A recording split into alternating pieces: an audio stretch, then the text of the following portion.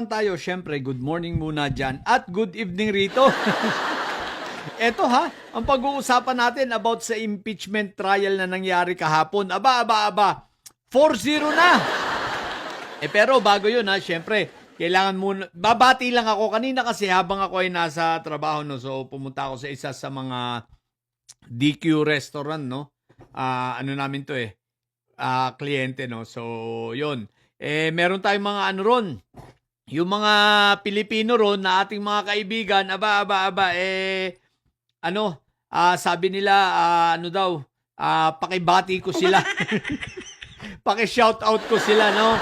So ngayon, ito sina-shoutout ko shoutout kay kay Marvin Bringas, kay Noemi Manlulo at syempre kay Mon Vidal. O yan Shoutout ko na kayo So guys, ito mga ito ay nasa DQ St. Albert. So pag kayo ay napapasyal doon masarap doon kain. Siyempre, suportahan natin kung saan may mga Pilipino na nagtatrabaho mga restaurant, tayo mga Pilipino sumuporta, di ba?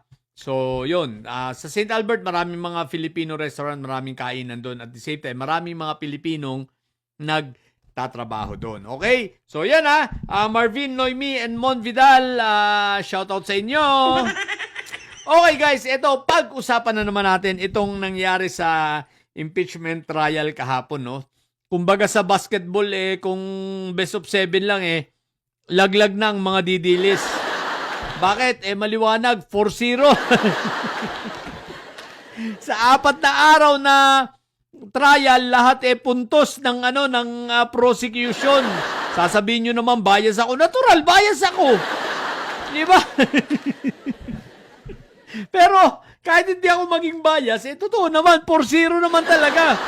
O sige, eto kumbaga, ihimayin lang natin ng konti, summarize lang natin yung nangyari nung huling impeachment trial yesterday na pinagpuyatan natin at hindi ko nga kinaya. Ngayon, hindi naman pala natapos din. So mamaya may continuation, tapos naglalay pa rin tayo, may continuation. Tapos, syempre, si Sulaika, masasalang na. So, tingnan natin. Anyway, guys, eto. So, isama rin na lang natin, So, ang galing ng pagkakahimay at pagkakalatag ng mga detalye at mga informations nitong si NBI, no, si Attorney Lotok. So, kita mo talaga, no, kapag talagang totoo ang sinasabi at alam, hindi na, kumbaga kahit walang kodiko. Hindi kagaya ni Sayad, lagi may kodiko. Ito, wala. So, tumitingin lang siya sa mga notes niya kapag kapag mga pinag-uusapan na yung mga quotes na mga sinabi nito ni Inday Sayad. Pero pag patungkol sa mga investigasyon, so walang kodiko yan Pero eto guys, no, so ang ganda ng cross-examination sa kanya. Ngayon, nung nagko-cross-examine na itong isa, At umepal naman din itong si Mangga Barena, tsaka itong si Auntie Petra, nag-concentrate sila at ang tinutukan nila ay ang mga typographical error. Ang tanong ko na, di doon sila nagtutok, ang tagal. Ang tanong ko na lang, typo, okay, may typo, given, no given. Makaka-apekto ba ito doon sa merito ng kaso na ang pinag-uusapan naman dito ay kung nagbanta ba o hindi. Kung may sinabi ba si Inday Sayad o hindi. Na kung saan, punta naman tayo kay Senator Bam Aquino na pinapalakpakan natin, di ba? At yun nga, pagkatapos ng break, itinanong na niya. Tinanong niya kung bakit hindi nga itinatanggi ito nila Sayad.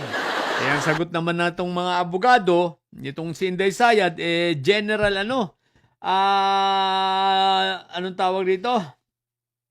Yung itinatanggi nila, no? In general, no? General denial. So general denial. So, in short, wala rin naman. Kasi nga, guys, makakahon sila ron Kahon na kahon. Isipin mo, kung itatanggi nila i-deny nila na hindi, sabihin nila, hindi si Inday Sayad yan, AI yan. Hindi sinabi ni Sayad yan. Paano mong itatanggi? Ginamit nga nila yung video ni Sulaika. So, makakahon lalo ng gusto. Doon pa nga lang sa tanong ni Senator Bam, kahon na sila ron. Kahon na. At ang sabi nila, general denial na lang. Dinedenay ang lahat ng aligasyon. Ang aligasyon naman nagbanta o hindi? Di ba nagbanta? Ang linaw ng video. Kaya nagkakandabulol yung abogado ni Sayad. Ngayon, nag-concentrate sila sa mga typographical error. Ang tanong natin, makaka-apekto ba yung typo? Yung typo ba may aalis ang katotohanan na si Inday Sayad ay nagbanta? May aalis ba nun ang katotohanan na si Inday Sayad ay nag-meltdown? May aalis ba nun ang katotohanan na si Inday Sayad ay nagngangawa sa video nila sa Zoom, di ba? Sa Zoom meeting nila. Ang tanong nga, may aalis ba nito ang katotohanan na si Inday Sayad talagang nagmumura, nagbanta sa Pangulo at sa unang ginang at sa kay Kong Martin na sila ay ipapapatay, di ba? Kung sakaling siya'y mamamatay. Ang tanong, ang typographical error bang yun ay makakapag-alis ng mga yon?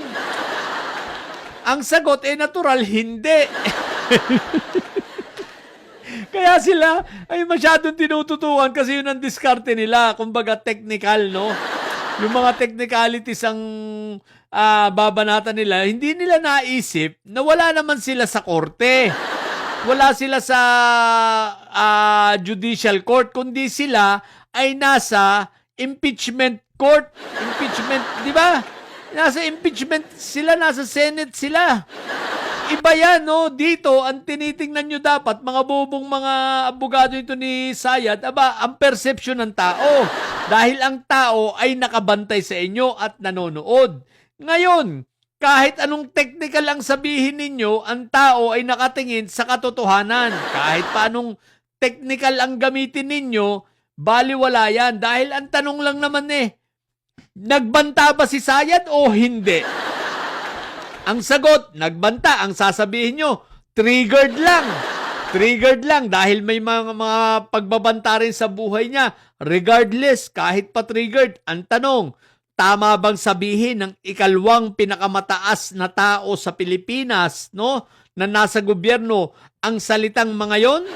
Ang salita ng pagbabanta? Yun yung tanong tama ba o mali? Di ba? Simple lang. In layman's term lang ang gamitin ninyo, layman's term na maiintindihan ng taong bayan. Ang tanong lang lagi, nagbanta ba o hindi? Kung siya ay nagbanta, ito ba ay ugali at tama ba itong pag-uugali ng isang opisyal ng gobyerno? Natural, hindi. Di ba? Unbecoming yan di ba? Kaya ngayon, ang score, 4-0. Bakit? Hindi pa rin nila masalag at hindi nila mapasinungalingan at hindi nila masabi na si Inday Sayad ay hindi nagbanta. Dahil kahit anong paikot-ikutin nyo, regardless ang katwiran ninyo, na-trigger o nagalit o nawala lang sa pag-iisip, wala naman talaga sa pag-iisip yan, o sa kahit pa sabihin yung yan ay talaga namang siraulo o aminin nyo na lang na hindi, may sayad talaga yung aming kliyente, wala kayong magagawa, nangyari ay nangyari. At ang nangyari, siya ay nagbanta. Lumabas sa kanyang bunganga mga salita na hindi dapat lumalabas sa isang opisyal ng gobyerno. Vice President pa naman, di ba? O, di ba? Kaya ang score, 4-0. Okay. So, yun lang. Sa mga bubundidilis at may side dyan na nyo, ang tatay nyo ay preso, ang bibi nyo ay bobo. Manatili kayo mga bobo at may side sapagkat ang may side ay lagi high blood. Bye!